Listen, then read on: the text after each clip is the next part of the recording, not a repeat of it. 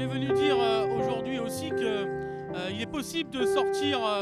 de cette précarité-là, de l'isolement, du fatalisme, dès lors qu'on organise sa colère. Et nos comités locaux de privés d'emploi, ils servent à ça et ils mènent des batailles en défense des droits des chômeurs avec de nombreuses victoires. Par exemple, celle qu'on obtient à Pôle emploi contre la répression pour faire annuler une grande partie des 550 000 radiations illégales qui se déroulent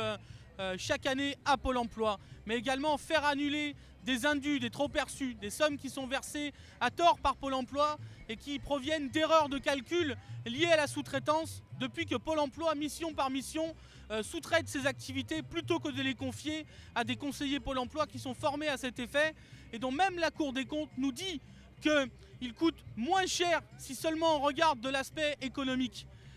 On a aussi cette bataille pour le droit au travail qu'on exprime notamment avec cette revendication historique de la CGT de tenir des bureaux d'embauche, qu'on a organisé conjointement les comités de privés d'emploi et les syndicats CGT.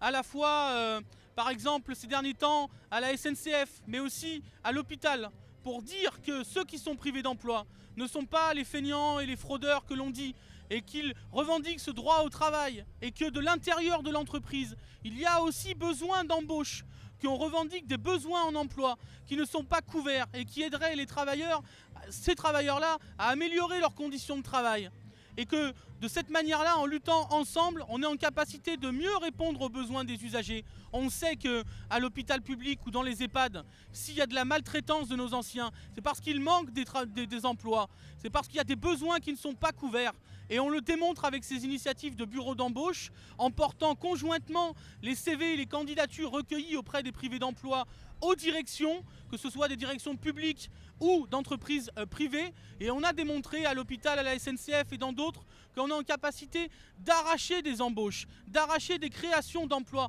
pour répondre aux besoins des chômeurs. Et qu'ils sont le signe que quand il y a une mobilisation convergente, solidaire des travailleurs, qu'ils aient un emploi ou qu'ils en soient privés, on est capable de répondre aux besoins sociaux, ce que le patronat nous refuse.